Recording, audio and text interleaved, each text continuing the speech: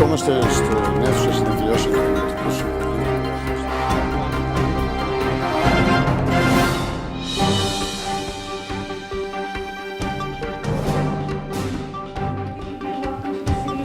My name is Josie Levita. I'm Executive Director of Financial Planning here at the City. I report into the Chief Financial Officer, who reports into the City Manager, Joe Canichetti, you may have heard of him before. And the role that I have at the City is I have a responsibility for managing the City's budget process, for bringing forward a recommended budget, both operating and capital budget, for consideration by our committees and council. And as well as I provide financial analysis and advice to senior management, to our committees and to council throughout the year, monitor the money, make sure people are spending it according to plan. So I'm very delighted to be here tonight to present to you the budget as it's been recommended by the Executive Committee, which is the senior-most committee that the city has besides council. It's chaired by Mayor Tory, and all of its leaders of every standing committee, the policy committees of council. And so tomorrow we begin the final deliberations of the budget, and so what I'm presenting to you this evening is the budget.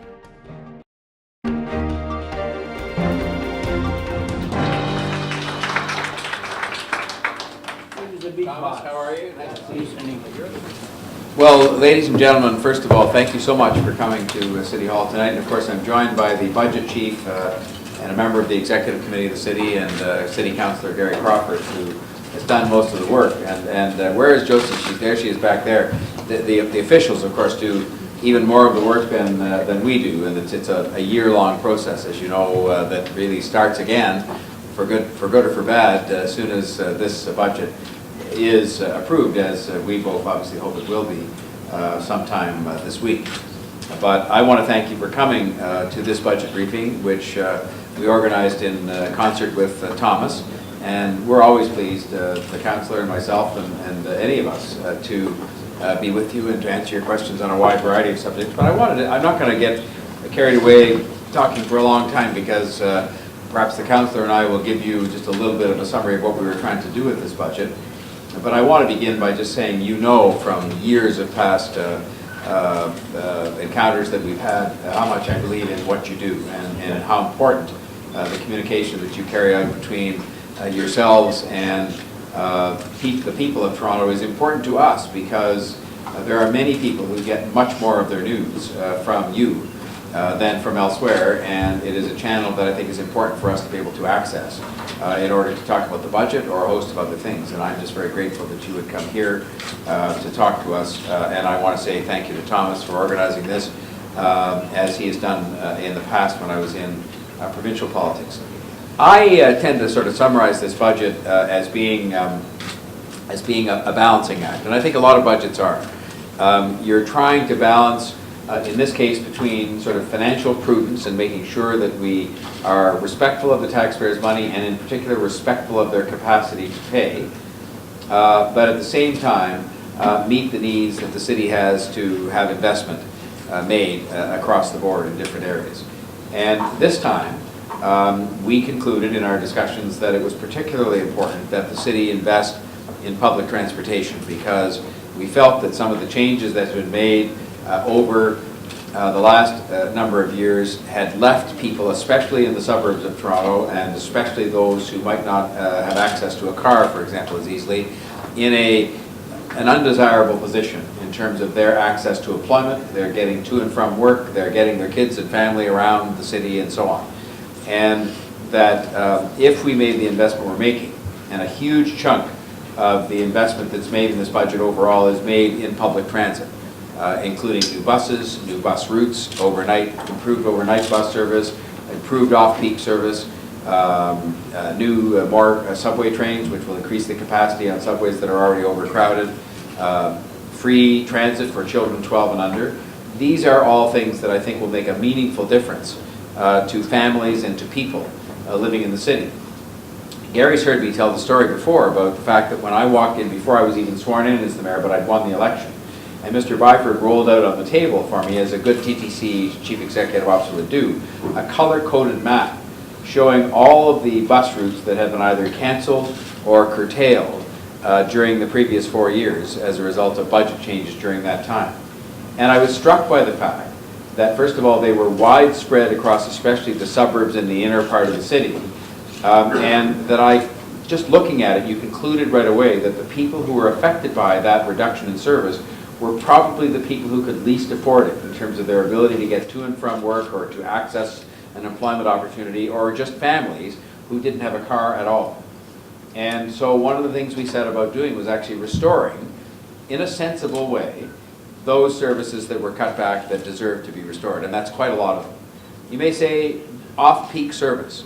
Why would you be worrying about off-peak service? Well, we're told by Mr. Byford and by the experts that actually Toronto, as a sort of growing megalopolis, has a surprising number of people who now travel in what they would call off-peak times, meaning they're not traveling necessarily between sort of 4:30 and 6:30 or 3:30 and 6:30, but they're traveling maybe at 7 o'clock or 8 o'clock because of the nature of their work, or at 2:30 or 3 o'clock, or at 10 o'clock at night coming from jobs that finish late. And that service had been dramatically cut back over the last number of years, as had the crowding standards on buses, so that you had a situation where quite literally the government of the day deliberately allowed crowding standards to change so that buses were more crowded simply by having fewer buses on the road. And we're now, through this investment, going to set about restoring some of that. So 46% of the new investment is in public transportation, of all the new investment in the budget. And that has been done at the same time, if you go back to my balancing act, as we kept property tax increases at 2.25%. Now, there is an additional 0.5% that was mandated by the previous council for the Scarborough subway, but the property tax increase that is on account of the efforts of myself and Councillor Crawford is 2.25%. What people will actually see when they open the envelope and everything's blended in, including the education tax, is 2.57%. So whichever of those numbers you use, it is below the rate of inflation, which is what I committed to when I ran for mayor. There's only one more thing I want to say, and then we'll have some words from Councillor Crawford, and that is that beyond investing in transit, we also made some important investments in people. I felt very strongly, and I still do, and I will continue to do so throughout the term that I have in office, that yes, we should invest in harder things like transit because they address some softer issues like people's access to employment, people's ability who don't have cars to get around the city, and so on. But we also have to invest in people because in the end our real standing as a city is going to be determined by how we make sure that there are not too many people on the outside looking in, that we have people who have access to employment, we find ways to make sure that they have that they have access to the other basics, which include, yes, public transportation, but also affordable housing, and that in particular, those who find themselves in trouble know that they can count on the city to give them a helping hand. And so you'll see some of the other investments we made in this budget are the beginnings of a poverty reduction strategy agreed to by the previous city council and endorsed by me as a candidate for mayor and now endorsed by me as mayor. And that includes various things that I think are going to help people to cope with the struggles they sometimes face when they get into trouble, either through disability or through illness or through just sometimes bad luck. And I think that that is important for us as a city, that we do what we can. Things like student nutrition, that's not as a result of necessarily disability or illness, but it's as a result of your circumstances. And we want those kids to stay in school, and we want them to do well in school so they can graduate and have access to the opportunity using the transit that we're investing in, because that's what this city is all about, being able to say to every kid, no matter what neighborhood they're in, where they came from, what color their skin is, what language they speak, you have the same opportunity here as everybody else, and that we're going to make the investments and make sure that that little bit of help you sometimes need, whether it's with a homework club or a student nutrition program or some emergency shelter for your family when you lose your housing, is there for you, not to abuse because people don't, but just to make sure it's there for you, when you need that help. And I think that's a big part of the worth that we have as Canadians and as people who live in Toronto in particular. So I'll stop on that note. We, of course, are going to answer your questions after Councillor Crawford says a few words.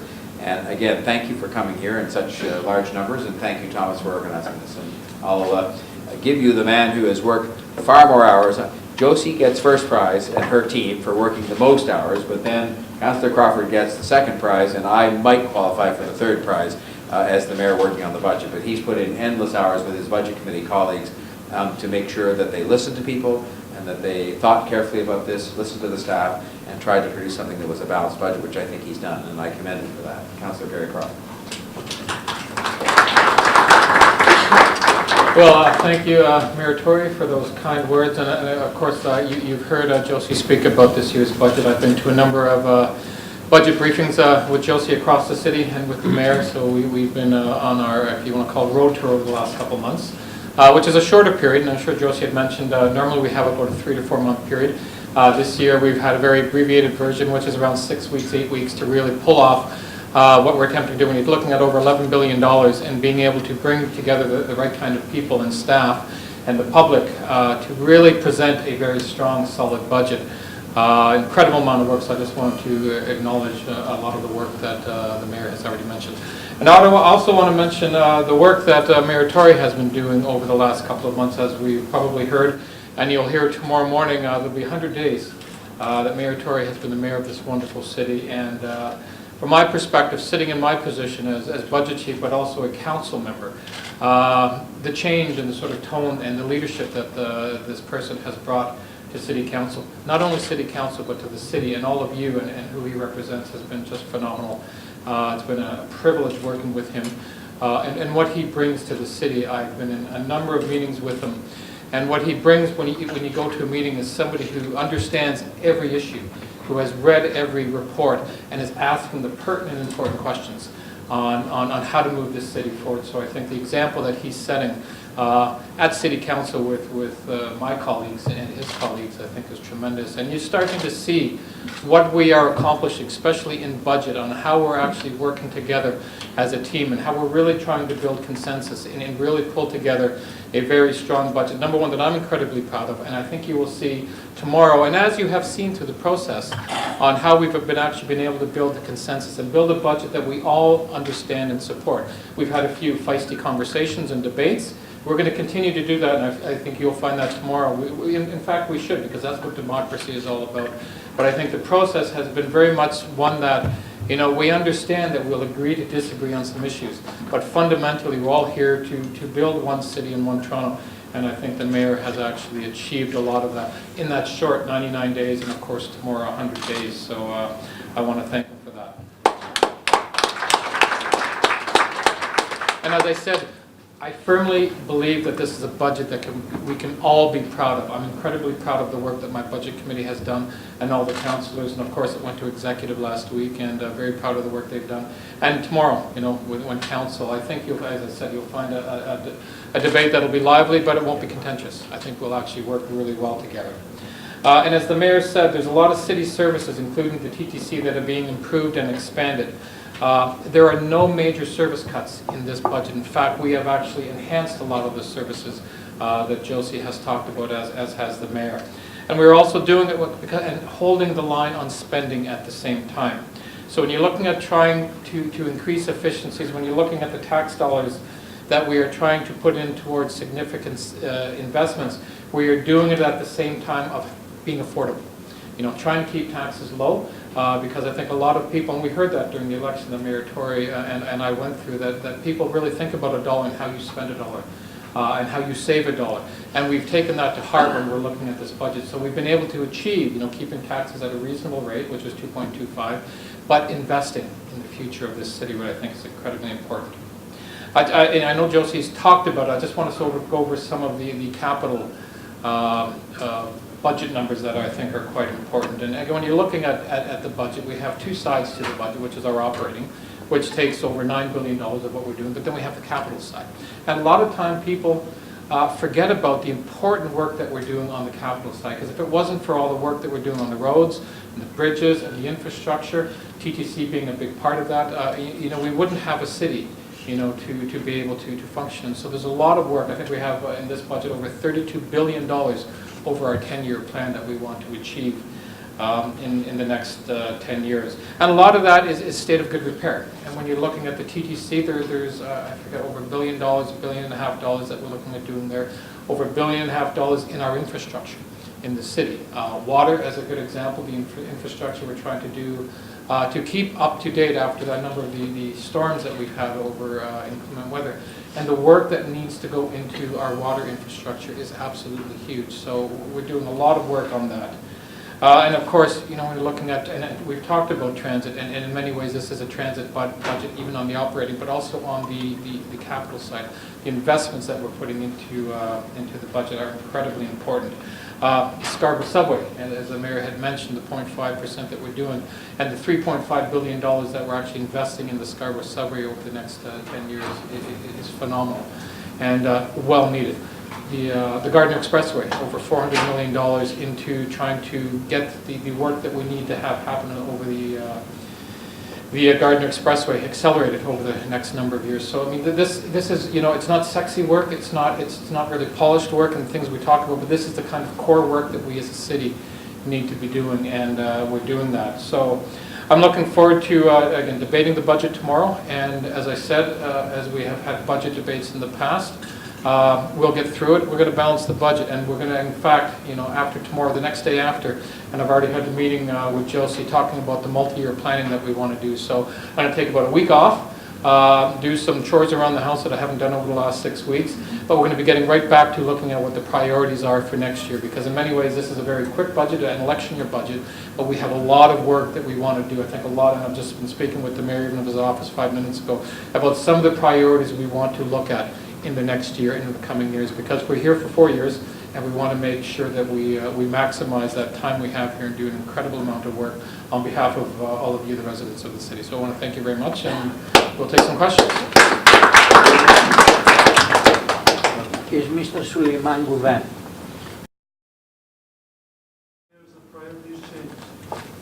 Did you say roads? Yes. Our priority is to keep the roads in a state of good repair, but quite frankly, to invest in public transportation. Because if you look at the way in which people get around the city, a lot of people get around the city in cars, but they're not doing a very good job of it, not because they're not good drivers, but because the traffic is in a mess. And the traffic is in a mess because the law wasn't being enforced, and I think now it is, and there are various steps being taken that I have been involved with personally to get the traffic moving. But at the same time, one of the biggest contributors to getting rid of traffic strangulation in Toronto is going to be better public transportation, so people have an option to take the bus, take the subway, take the streetcar, or whatever.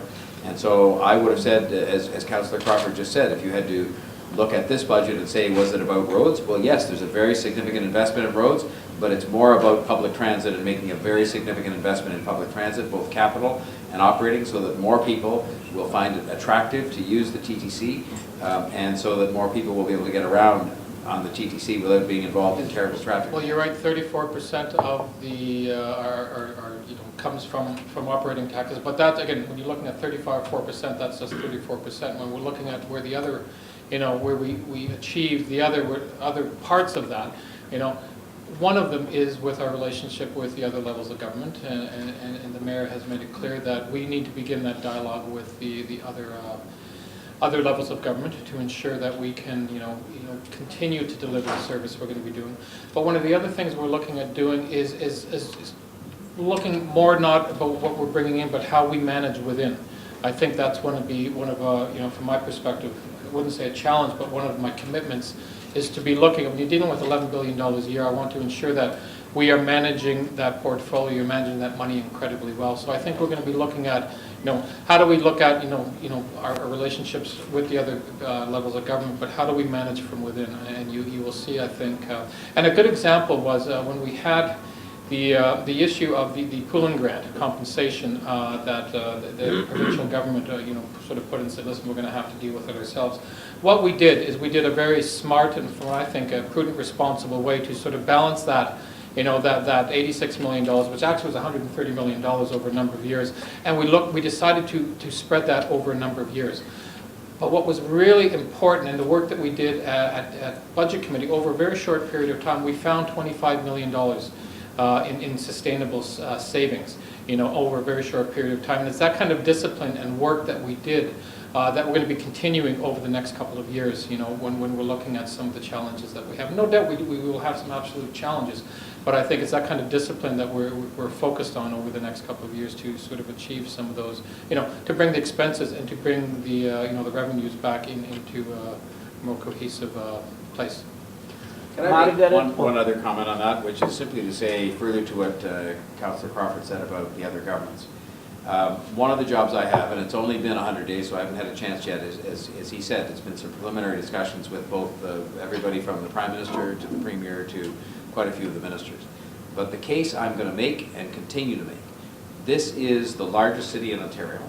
It is the largest city in Canada. It is the only city of 3 million people in the entire country. And it has needs that are different and more extensive and more complex than any other city in this country. And as a result, I want to convince those governments that it is in their best interests over time to invest more in the city in helping address our transportation problems, some of our immigrant settlement issues that have to do with things like employment, and other infrastructure issues that all have to do with building a great city. And that we have to get to the stage where we view this as being good for Canada. I happen to believe, not just because I'm the Mayor of Toronto, I've always believed this, that is with those governments which will help us with some of the remainder of that money that does not come and cannot come. We can't finance huge transit projects on the backs of property taxpayers alone. They can't afford that. The property taxes weren't meant for that. And so we're going to be working at those partnerships with those other governments, but I think it's going to take some persuasion to get them to step up and invest at the level that we need them to invest in this city, which has more complex, broader ranging problems than other cities, because we're the only city of our kind in the country. Margaret from the Polish Gazeta. I'm Tory. First, I'd like to thank you for bringing the dignity back to the city, and I'm really proud to be from Toronto again, so thank you very much. Okay, now in terms of the budget, I have an idea. First of all, may I thank you for the kind words, and just to say that when I'm going to be talking to the media tomorrow on this 100th day, I didn't even realize it was the 100th day, but somebody told me it was, and they're talking about giving me report cards tonight on television, which is fine. But tomorrow I'm going to say to them that I thought the number one thing that I had to do when I got here, beyond helping with transit and helping Councillor Crawford with the budget and so on, was to stabilize things here, to restore a sense of professionalism about how the City Hall is run. To try and encourage people to respect the City Hall again the way they should respect the City Hall and the Mayor of the city as they respect the city. And so when you say what you did about what I have brought here, I don't deserve the credit for that myself entirely, but I've certainly tried to do that because it's just sort of who I am.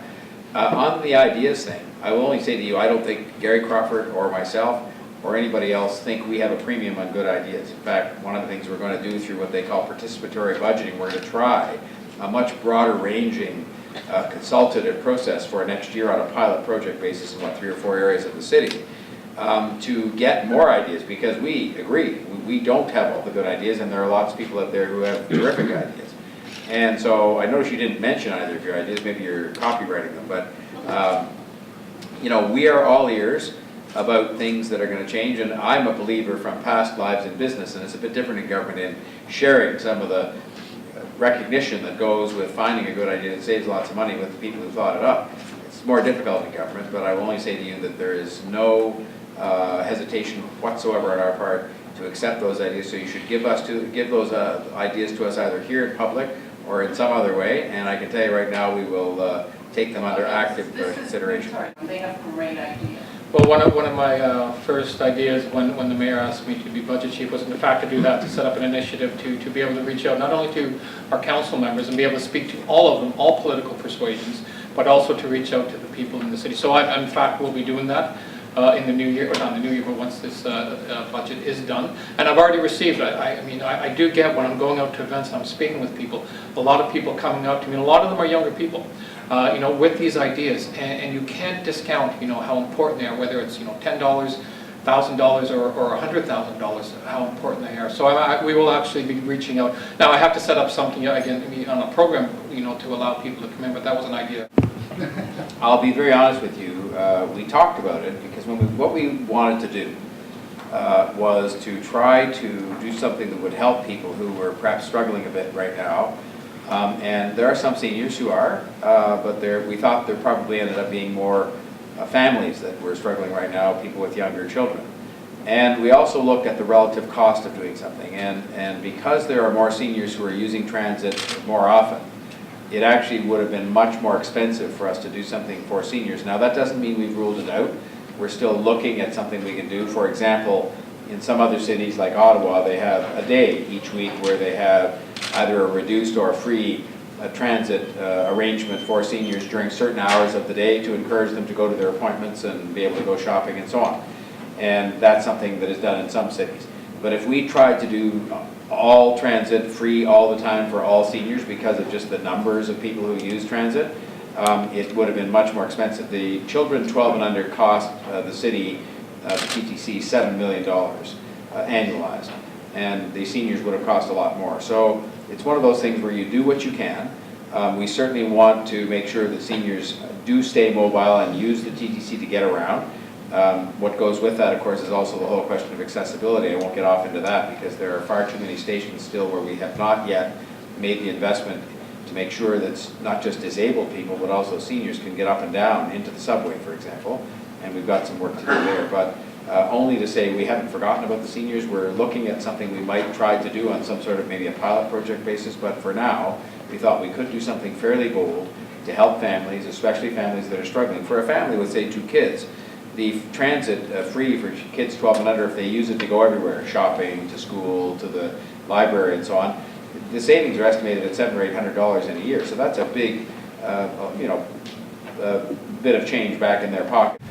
First, I really appreciate you attending this meeting, and you mentioned about being third after everybody else get the credit for the budget, and you are the third. And if anything goes wrong, you are the first. That's so, right. You know. The way it goes. And I followed Mr. Tory's really campaigns and talks over the years, and he is really a hardworking, perfectionist gentleman, and works 8 days a week, 25 days, hours a day.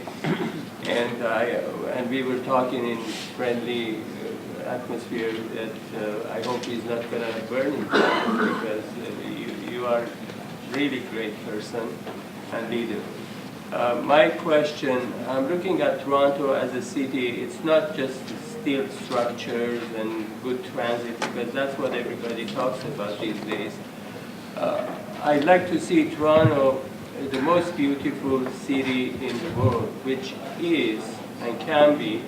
And what are we planning to do, like waterfront developments or generally the construction?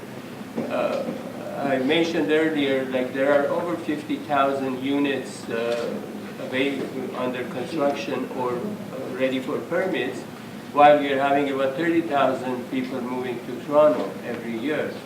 So are we overbuilding? Are we going to create sort of a structure like New York or something with no character, no feeling, no family values? We need schools, we need shopping, etc. I will answer that question by saying that it's a concern that I share, and I mentioned it during the course of the election campaign. And I remember when the final meeting of the last city council was held, the headline in the newspaper the next day said 750 stories of new development approved at last council meeting. That was a combination of a whole bunch of buildings across the city that totaled 750 stories of development. And I remember saying during the campaign, because it was on in the summer of last year, that that's a good news story, because you want those 30,000 people to come here every year. We need them to come here, especially from other countries. And it helps keep our economy growing because we need places for them to work.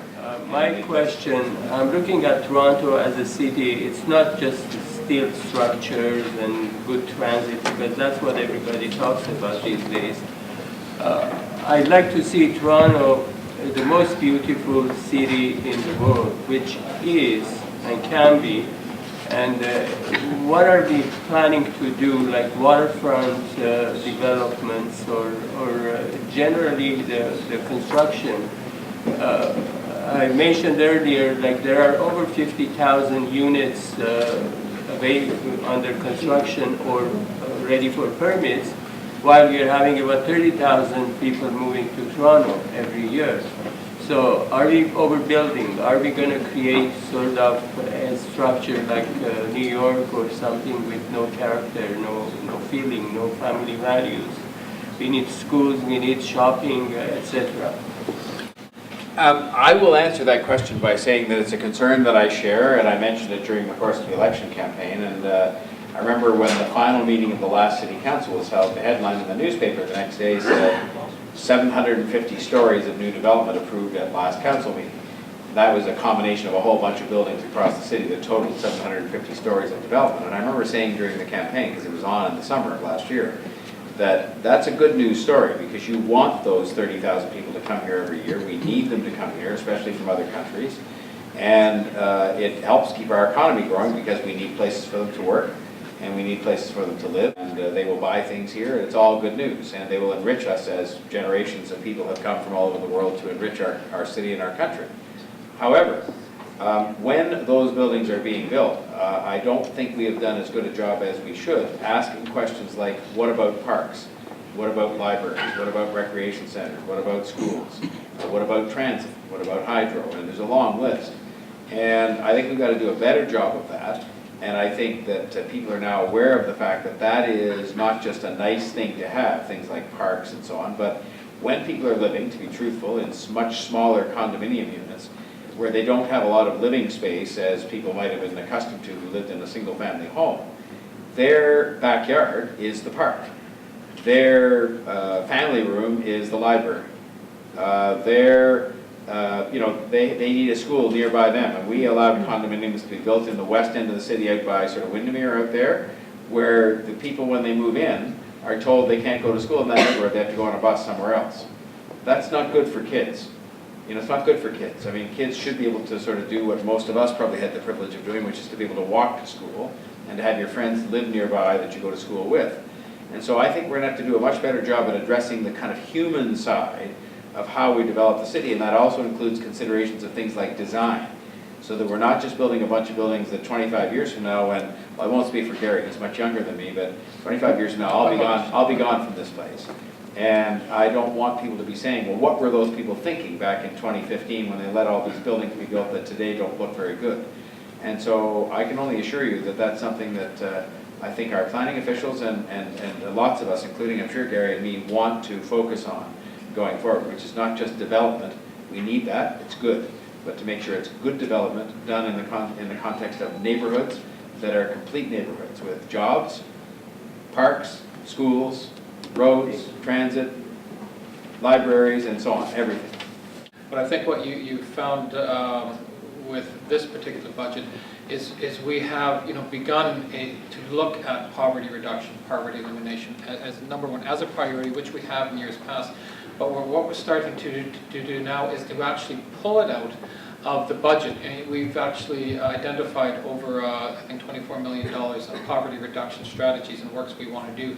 That's, again, there's $2.2 million in the budget of enhanced and new, but there's over $20 million of work that we already do across the city, which is incredibly important work. But we don't really sometimes think about it in context of poverty reduction or poverty elimination. But Deputy Mayor McConnell will be bringing forward a poverty reduction plan in the spring.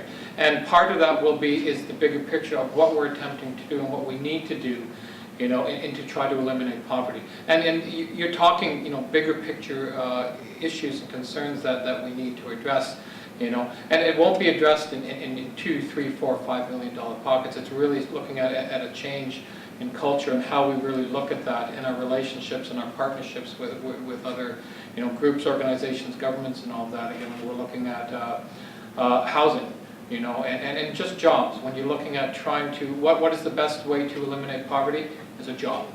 If you don't have a job, you have concerns. So the biggest thing we need to do is to encourage jobs and get people into the city and to create jobs, especially on an economic level. And I think that's we can spend all the money we want in trying to reduce poverty, but if we can provide a job, it eliminates it right there. So I think that's and that's the understanding I've been a member of the Economic Development Committee for a number of years, and that is we are working on that in different strategies and in trying to encourage new development and new employment within the city.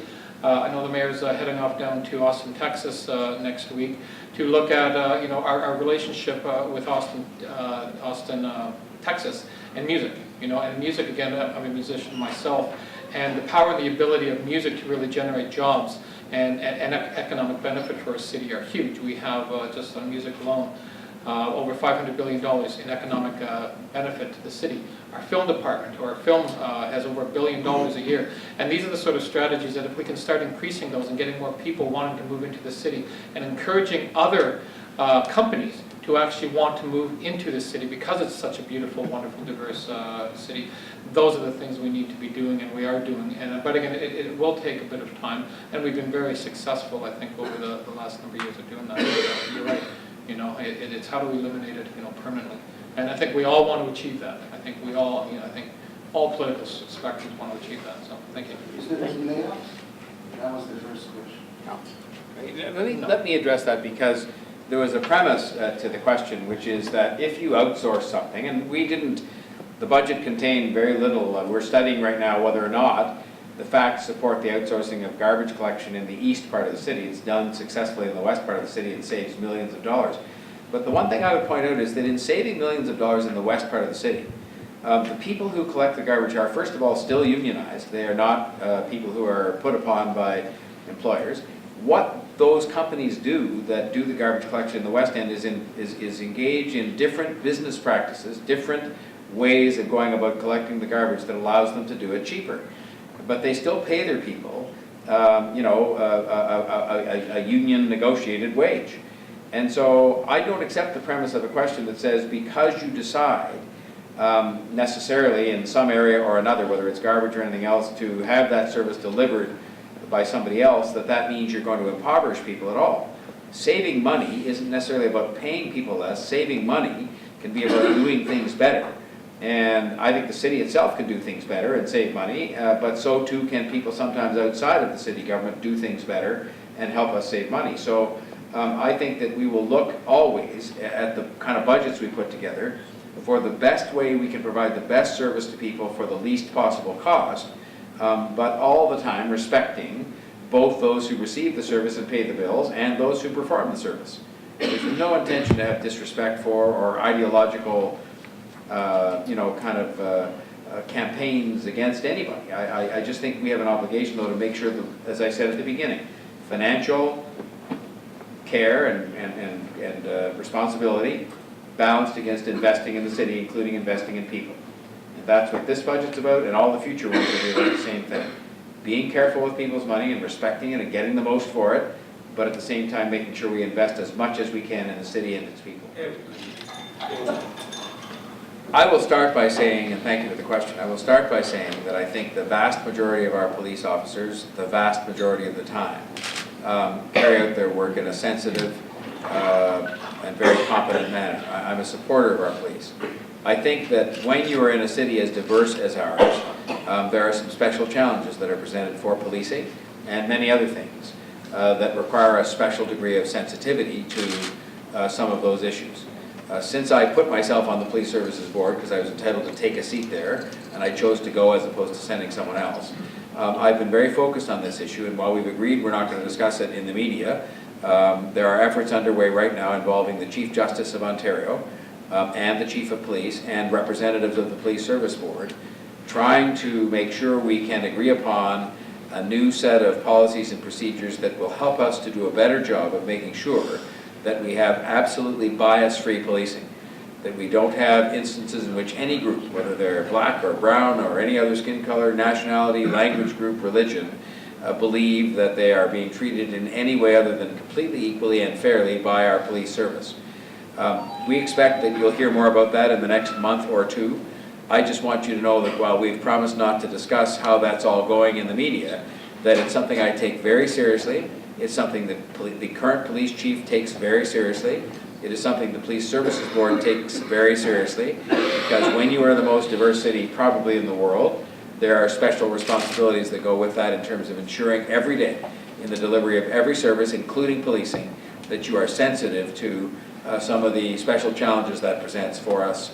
And so I will just say to you that we're on that file, we're working hard on it, and I hope you'll see soon some results on that will result in even greater sensitivity and attention to what I've just talked about, which is the end objective, bias-free policing. And I think most of the time we get that today, but I think there are instances where things are not as they should be, and we're going to fix those. I want to thank you very much for your time, both of you, and allow me to say the final word. I hear and you see that some members are really with knowledge about the affairs of the city. I was wondering if there is a possibility that you do a small committee of members of the ethnic press to advise you from time to time. I don't know if you can meet with them 6 months or in a year, but it's going to be a very good idea to have, and you look very tired, sir. No, we will. I'm not so tired, but we'll do that. I think it's a good idea, and we'll find a way to do that. And I, by the way, wouldn't mind at all. In fact, I would enjoy doing this a couple of times a year because it gives you an opportunity. If you sort of come to the regular media availabilities that Councillor Crawford and I have, they're big, crowded, sort of things, and everybody's shouting questions over one another. You're very polite. He keeps you very well organized, and I'm quite happy to come back so that even more of you will have a chance to ask questions about the budget or anything else. And we can do it like this, and we can do it here if it's convenient, anything you want.